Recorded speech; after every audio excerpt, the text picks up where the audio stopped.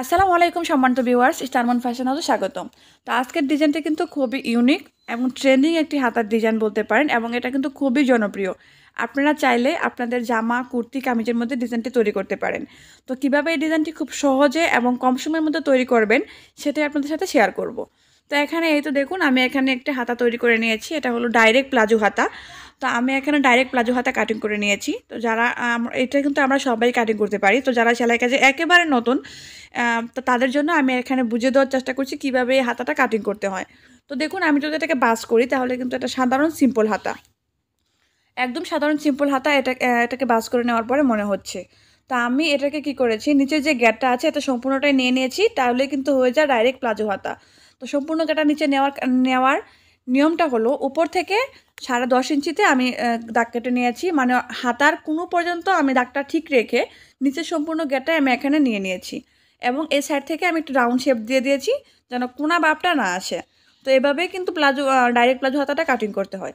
তো এখানে আমি এক্সট্রা কাপড় নিয়ে নিয়েছি। এটা হলো শার্ট কাপড়, সাদা কাপড় নিচ্ছি আমি এখানে। তো এটাকে আমি 2 ইঞ্চি বাঁশ দিয়ে কাটিং করে নিচ্ছি। 2 ইঞ্চি বাঁশ দিয়ে কাটিং করে নেওয়ার পর আমি আরেকটা বাঁশ দিব 1.5 ইঞ্চি মাপের। তো এবার আমি এটাকে আরেকটা বাঁশ দিয়ে কাটিং করে নেব। আপনারা অবশ্যই আমার হাতের দিকে লক্ষ্য করলে বুঝতে পারবেন যে আমি এই কাপড়টাকে কীভাবে বাঁশ দিচ্ছি। তো এই মাপের আমি আরও অনেকগুলো কাটিং করে নেব।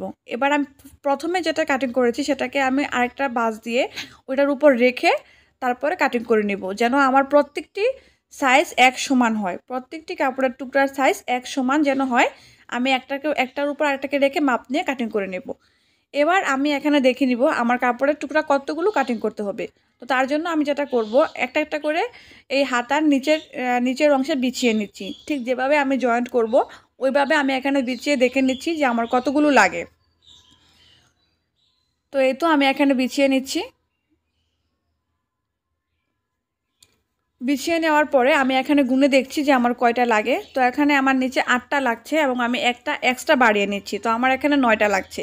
যেহেতু আমার হাতাটা এখানে 4 ভাঁজ করে দেওয়া আছে, দুটো হাতা, তাহলে আমার এখানে লাগবে 4 নং 36 পিস। তো 36 পিসই আমি এখানে কাটিং করে নিয়েছি, এবং সবগুলো কিন্তু একই মাপের আমি কাটিং করেছি। তো কাটিং করে নেওয়ার পরে এবার আমি আরেকটা এক্সট্রা কাপড় নিয়ে নিচ্ছি। এটা হলো এই কামিজেরই সালোয়ার পার্টের অংশ। তো এটা সালোয়ার কাটিং করার পরে এক্সট্রা হয়েছিল। এবার আমি এর মাঝখানে তেরা করে একটা লম্বি দাগ দিয়ে দেব।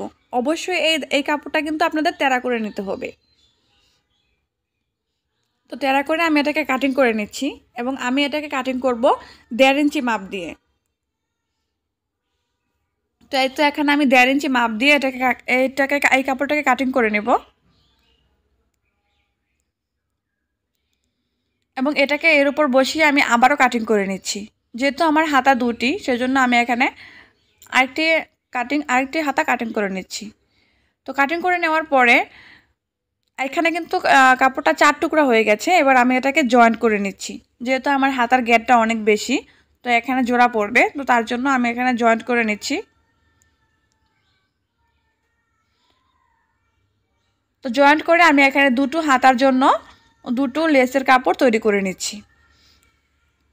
তো আমি এটাকে 1/2 ইঞ্চি করে বাস করে নিচ্ছি। হাত দিয়ে প্রেস করে বাস করে নেবেন। বাস করে নেওয়ার পর এটা সেলাই করতে সহজ হবে।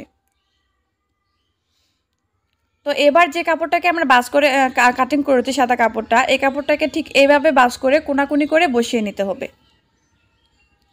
আপনারা অবশ্যই আমার হাতের দিকে লক্ষ্য করবেন আমি কিভাবে এটাকে বসাচ্ছি। আমি কিন্তু এটাকে কোনাকুনি বসিয়ে যে বাসটা আমি দিয়েছি ঠিক তার পাশে চিকন করে সেলাইটা করতে হবে, যেন এই কোনার বাজের উপরে যেন লেসের কাপড়টা না চলে আসে।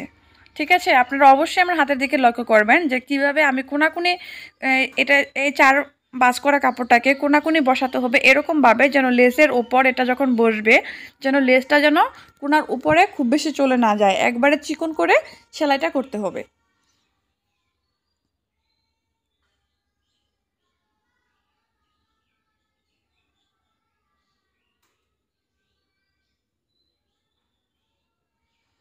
তো এরকমভাবে আমি সম্পূর্ণটাই তৈরি করে নিয়েছি। এই তো দেখতেই পাচ্ছেন আমি সম্পূর্ণটা তৈরি করে নিয়েছি। এভাবেই কিন্তু সম্পূর্ণ লেসটা আপনাদের তৈরি করে নিতে হবে। এবার এই হাতার কাপড়ের উপর আমি এটাকে 1/2 ইঞ্চি বাজে রেখে সেলাই করে নেব। এবং এটা কিভাবে সেলাই করছি সেটা অবশ্যই লক্ষ্য করবেন। এই যে নিচের কাপড়টা আছে এর উপর আমি 1/2 ইঞ্চি সমান করে বসিয়ে যেই সেলাইটা এই লেসের উপরে আছে সেটাকে ভিতরে রেখে তার উপর করে কিন্তু আমি সেলাইটা দিব। যে সেলাইটা লেসের মধ্যে আছে তার উপর করে কিন্তু আমি সেলাইটা দিচ্ছি। আপনারা অবশ্যই সেলাইয়ের দিকে লক্ষ্য করলে বুঝতে পারবেন যে আমি কিভাবে সেলাইটা করছি। এতে করে প্রথম যে সেলাইটা আছে সেটা ভিতরের দিকে চলে যাবে, লেসের উপরের অংশ আর দেখা যাবে না।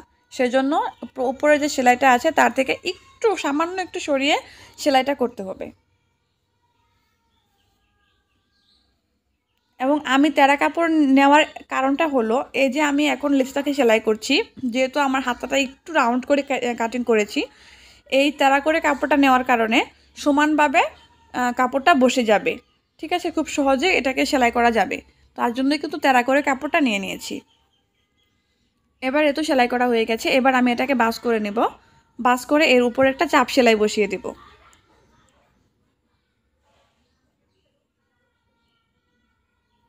তো এই ডিজাইনটি কিন্তু খুবই ইউনিক একটা ডিজাইন এবং খুবই সহজ। আমার কাছে মনে হলো ডিজাইন করার ক্ষেত্রে এটা মনে অনেক সহজ একটা ডিজাইন।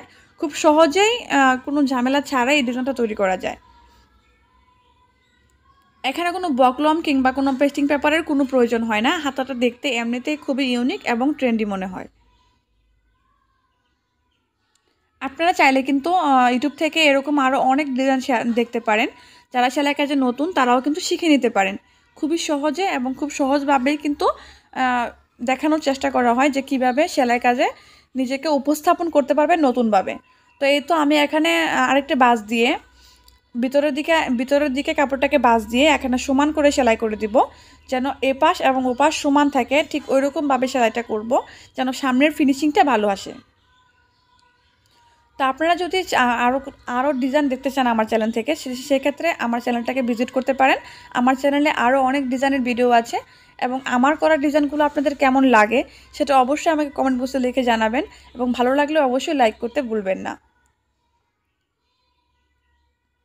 তো এই ডিজাইনটি কিন্তু খুবই তাড়াতাড়ি হয়ে যায় এবং দেখতেও খুবই সুন্দর লাগে। সাধারণ নর্মাল একটা কাপড়কে যখন আপনি এই ডিজাইনটা করবেন সেটা কিন্তু খুবই ট্রেন্ডি হয়ে যাবে এবং দেখতে খুবই সুন্দর লাগবে। তো দেখুন এখানে কিন্তু আমার হাতাটা তৈরি হয়ে গেছে এবং ফিনিশিংটাও কিন্তু অনেক ভালো আসে। ফিনিশিংটা কিন্তু অনেক ভালো আসে এবং খুবই সুন্দর লাগছে। এই ডিজাইনটা কিন্তু আপনারা কামিজের নিচে, কুর্তির নিচে এবং ছোটো বাচ্চাদের জামার নিচেও তৈরি করতে পারবেন।